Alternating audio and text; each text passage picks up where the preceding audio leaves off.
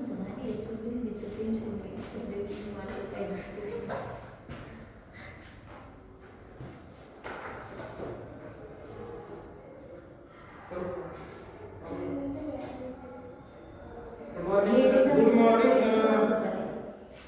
तुम्ही रिकामीच आहे ना, घ्या तरी आहे ना.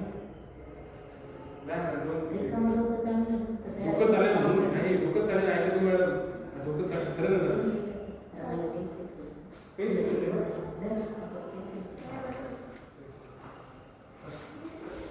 गुड मॉर्निंग सर्वांना. गुड मॉर्निंग म्हणतो मी. सगळ्यांनी थोडं लक्ष द्यायचं आता. मला तो गणिताचा एक खूपच महत्त्वाचा भाग मी शिकवणार आहे आज.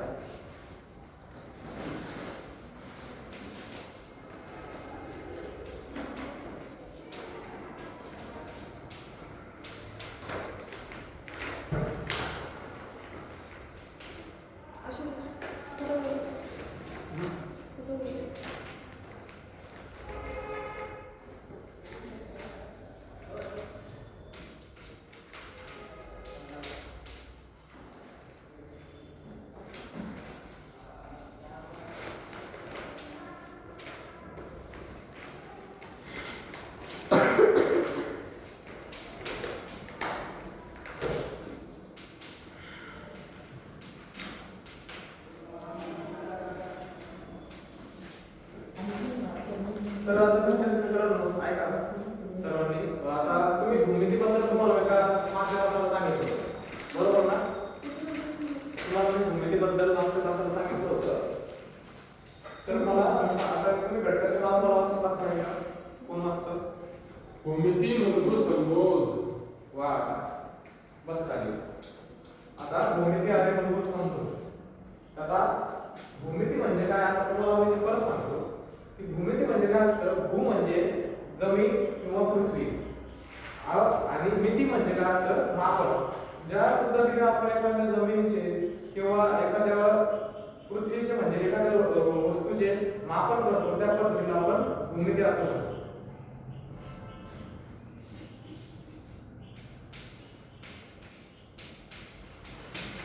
बरोबर. तर आता या भूमितीचे आपण 3 मूलभूत घटक आपण पाहणार आहोत. तर ते मूलभूत घटक म्हणजे तुम्हाला सांगतो. बिंदू,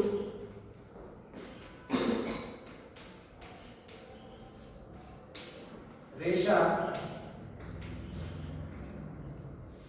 व किरण. आता सर्वप्रथम बिंदू म्हणजे काय तुम्हाला मी सांगतो.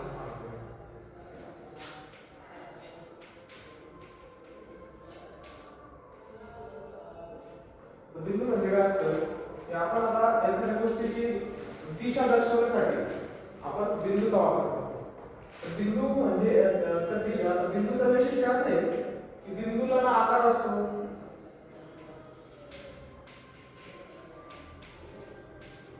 ना दिशा असते. सॉरी ना ना ती जाडी त्याची असते.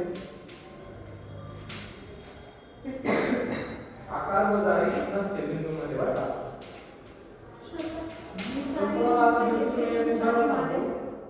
बिंदूचे उदाहरण सांगायला गेलं तर हा समुदायाचा आहे. हा काय झाला आशुतोष. हा काय झाला बिंदू. अगदी बरोबर. तर आपण या बिंदूला आपण समुदाय करण्यात नाव दिलं. तर याला आपण पी नाव दिलं. तर हे काय झालं पी बिंदू. जर आपण इथे पीच्या जागी दुसरं कोणतं नाव दिलं होतं क्यू बिंदू, एस बिंदू, टी बिंदू, तुम्ही कोणतंही नाव तुमच्या मनाने देऊ शकता. तर हे झालं बिंदूचे. बिंदूबद्दल आपण माहिती जाणून घेतली. आता आपण रेषाबद्दल काय तर रेषा तुम्हाला सगळ्यांना माहिती तुम्ही वह्या वगैरे वापरतात. रेषा ही कशी असते. रेषा ही कशी असते समान असते, सरळ असते, सरळ रेषेत असते. बरोबर ना सुदोष. हो. तर मग आता रेषा काय म्हटलं तर ही रेषा. तर याला दोन हे असतात, दोन बाण असतात. का बरं. कारण त्याला निश्चित दिशा म्हणजे दोन्ही म्हणून आपण दिशा वापरू शकतो. एक ते करून आपण स्वतःला नाव देऊ. समजा आता ही टी आहे आणि ही क्यू आहे. बरोबर. तर याला आपण काय म्हणतो रेषा पी क्यू. तर या रेषेचं असं म्हणजे त्याला दिशा दर्शवण्यासाठी काम करते.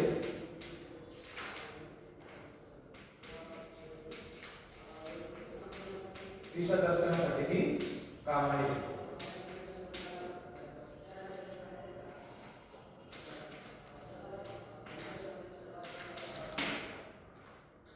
आणि आता शेवटचं पण सगळ्यात महत्त्वाचं म्हणजे किरण. आता किरण म्हणजे काय असतं तुम्हाला सांगतो.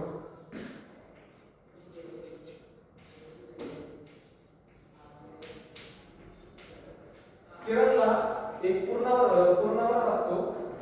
म्हणजे आता समजा आपण असंच काढू एक रेषा, तर हा पूर्णावरला इथून याला बिंदू आणि किरण आणि रेषामध्ये फरक एवढाच आहे की याला एका साईडला पूर्णावर असतो, म्हणजे इथून ती दिशा फक्त एका साईडला दाखवते. इथं कसं होतं, दोन्ही साईडला ती दिशा होती, इथं फक्त एका साईडला दिशा असते. आता याला पण आपण समजा नाव देऊ ए बी, बरोबर. मग याचा पूर्णावर काय असेल सांगा बरं, कोण सांगतो. या किरणाचा पूर्णावर सुरुवात कुठून झाली, बिंदू ए पासून. बिंदू ए पासून, अगदी बरोबर.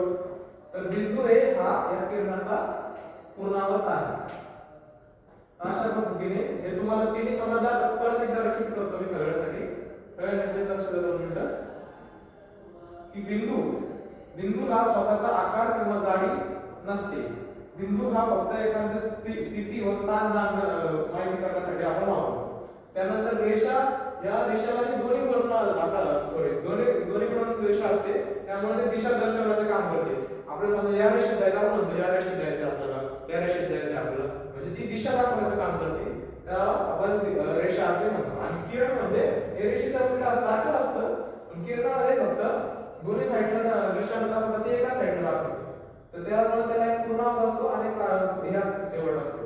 तर पूर्णावत आपण जसं पाहिलं इथं याचा पूर्णावत काय किरणाचा ए. अशा पद्धतीने आपण हे तिन्ही मुख्य घटक 3 पाहिले, बिंदू, रेषा आणि किरण. आता आपण याबद्दल थोडंसं एक छोटंसं गेम करू आपण. तर आता मला कोण सांगतं बरं की हे मी 5 हे दिले आकृत्या, तर हे आकृत्या कशाच्या मला फक्त नाव आहे.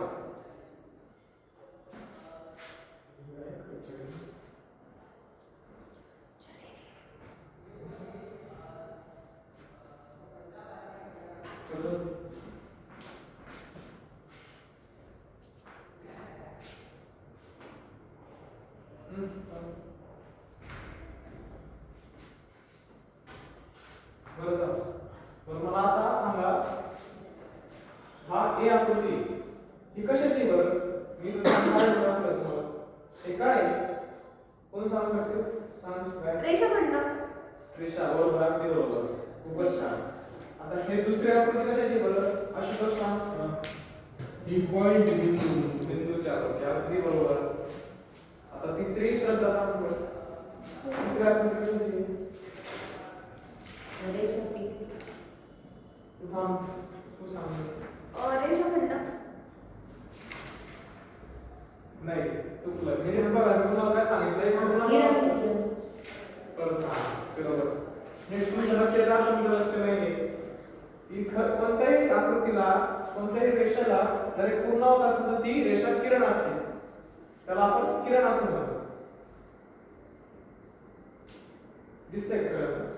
आता ही चौथी आकृती कशाची असेल तर रेषाची आकृती. रेषा, अगदी बरोबर. आणि आता शेवटचं सगळ्यात सोपं परत कोण सांगणार, आशुतोष सांग. बिंदू. परत बिंदू, बरोबर. तर आपल्याला या 5 आकृत्यांपासून समजलं असेल की काय भूमितीमध्ये 3 घटकमध्ये बिंदू म्हणजे काय असते, रेषा म्हणजे काय असते आणि किरण म्हणजे काय असते.